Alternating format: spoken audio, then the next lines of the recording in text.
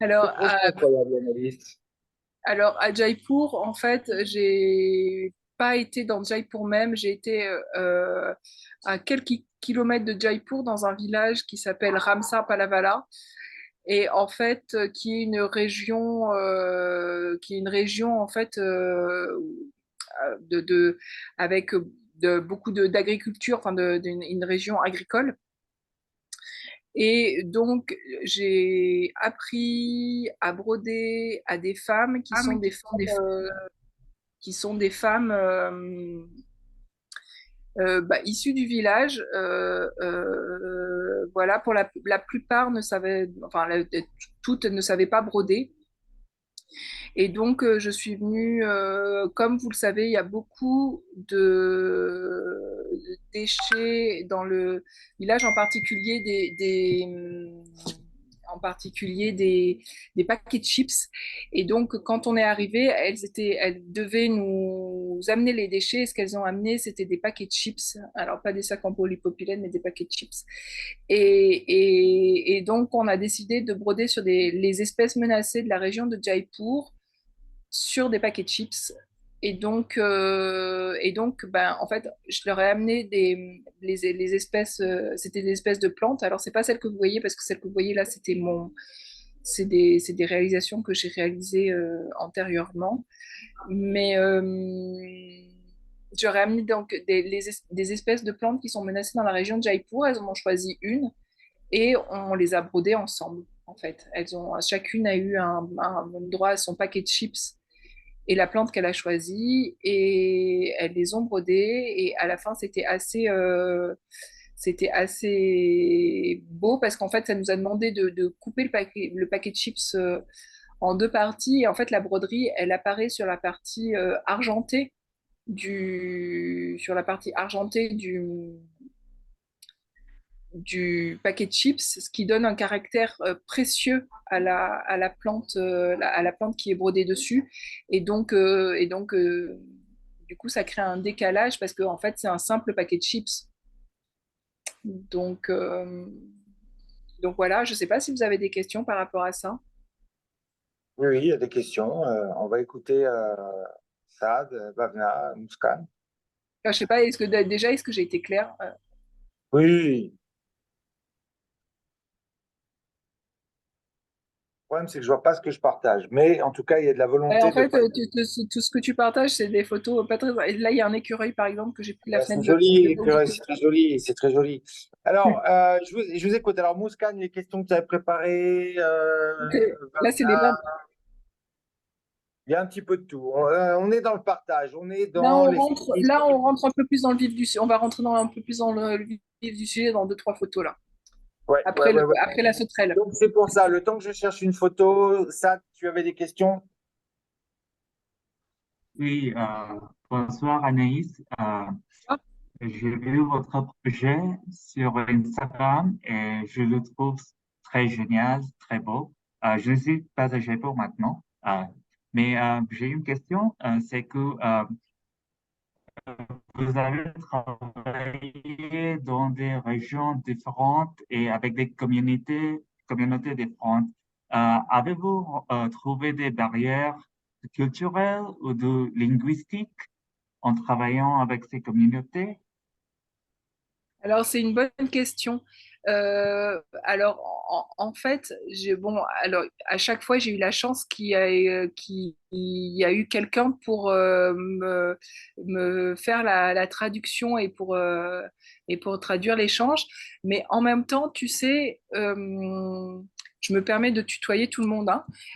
Oui. En même temps, tu sais, il y a aussi un langage du geste quand on brode, c'est aussi déjà un langage. Il y a un langage des mains, il y a un langage oui, du geste, et puis il y a un autre langage qui est celui aussi des yeux.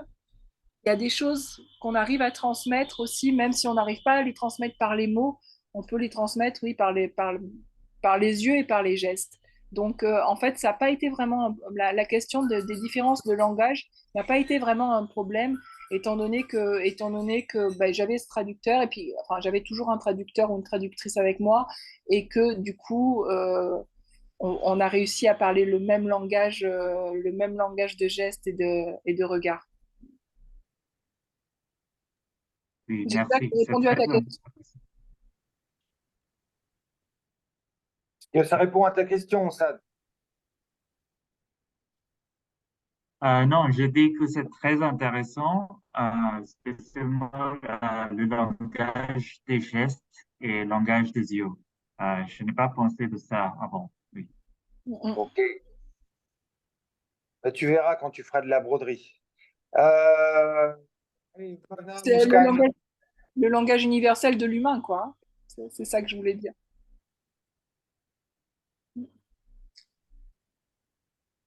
Oui, excuse-moi, je t'ai interrompu, Alexandre.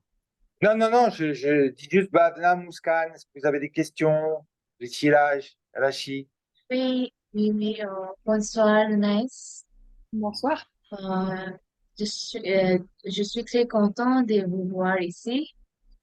Alors, bon, ma première question, c'est, avez-vous déjà participé à des expositions d'art ou des événements artistiques? Et si oui, pouvez-vous nous en parler? Alors, bah oui, je participe énormément à des événements artistiques. Je participe à beaucoup d'expositions dans des contextes très, très, très différents. Bah, par exemple, là, justement, si on revient sur Jaipur, il y a eu une exposition finale dans un lieu qui s'appelle Kishanbag Park. Peut-être vous le connaissez. Et là, on a réuni tous les travaux de toutes les participantes de Trivandrum, Delhi, Pune et Jaipur. Donc, c'était un contexte je veux dire, assez particulier. Après, c'est vrai que j'ai aussi l'habitude de faire des expositions bah, en France, évidemment. En fait, mes expositions, elles peuvent avoir lieu dans différents contextes, comme je disais. Ça peut être aussi bien des musées, des lieux d'art, mais aussi je travaille beaucoup avec les bibliothèques, parce qu'en France, les bibliothèques sont un endroit où, en fait, par exemple, on paye pour aller au musée en France, enfin en Inde aussi d'ailleurs, on paye pour aller au musée, mais par contre, les bibliothèques sont en accès gratuit. Et moi, j'aime bien, et en fait, c'est un autre public. Et moi, j'avoue que j'aime bien que tout le monde puisse avoir accès, en fait, à l'art et à la culture. Donc, c'est pour ça que c'est important pour moi d'être présente dans les bibliothèques, qui sont des endroits qui accueillent beaucoup de publics et beaucoup de publics différents, et pas forcément les publics privilégiés. Voilà, pour répondre à ta question. Merci beaucoup. Mais je t'en Merci prie, beaucoup. à toi. Mais aussi, j'ai visité à Kishinemark et j'ai vu toutes les exhibitions artistiques. C'était très magnifique. Ah, merci beaucoup. Ben, je suis contente si ça t'a plu. Merci.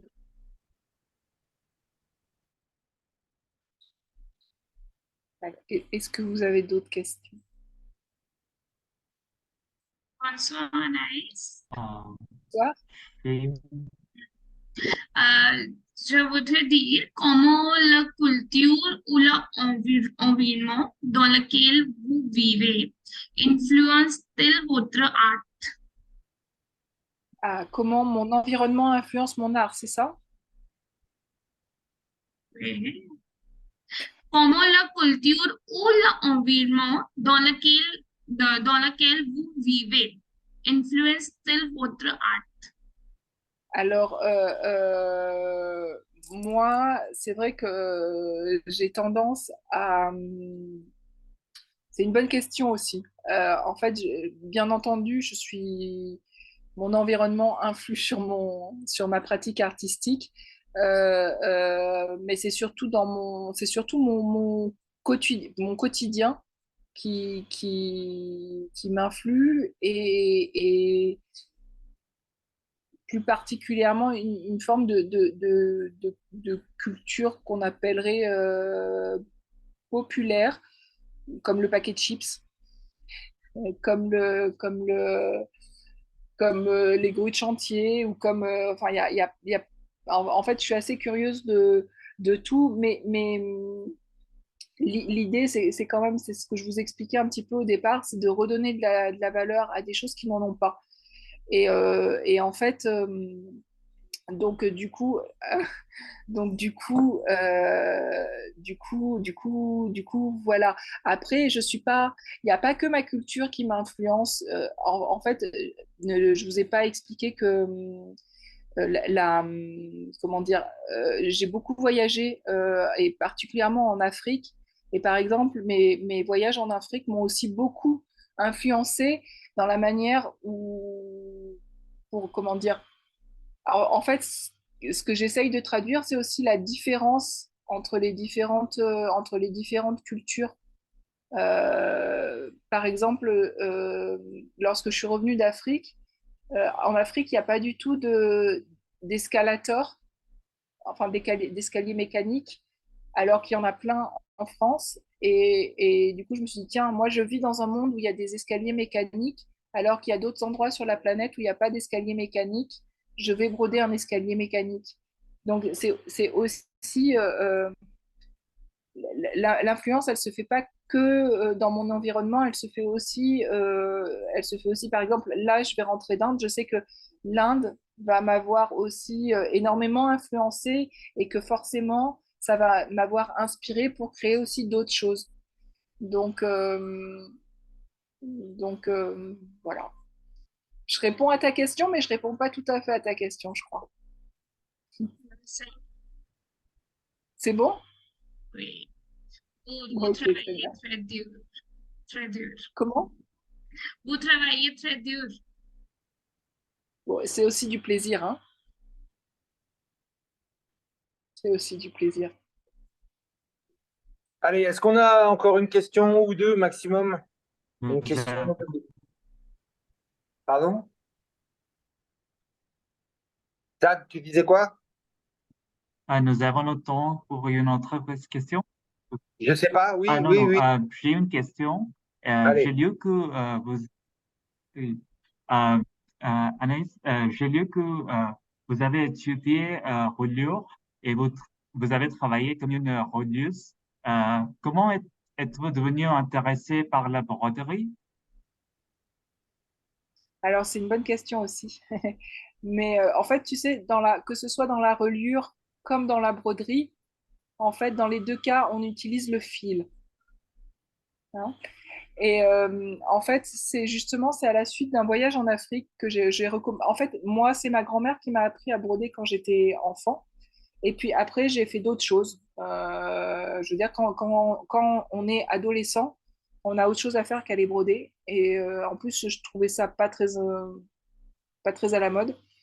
Et ensuite, bah, j'ai étudié dans une école d'art, donc j'ai été relieuse. Et après, j'ai repris mes études pour étudier justement l'édition et l'édition d'art et le livre d'artiste. Et à la suite de ça, donc j'ai travaillé dans une maison d'édition. Et en parallèle de mon travail, j'ai eu la chance de voyager en Afrique. Et la première fois que j'ai été en Afrique, c'était à la, enfin, je travaillais déjà depuis un moment dans la maison d'édition. Lors de ce premier voyage, je me suis rendu compte que les gens arrêtaient pas de faire plein de choses avec leurs mains. Et moi, à ce moment-là, je travaillais derrière un ordinateur et je travaillais beaucoup et je commençais à perdre le sens de ce que je faisais. Et quand je suis rentrée de ce voyage en Afrique, je me suis dit, mais moi, qu'est-ce que je sais faire de mes mains? Et dans le village dans lequel j'étais en Afrique, il y avait beaucoup de coupures d'électricité. Et quand je suis rentrée chez moi, je me suis assise sur le canapé et j'ai vu en face la prise dans laquelle étaient branchées toutes mes prises. Et je me suis dit, tiens, mais moi je sais broder et ça serait intéressant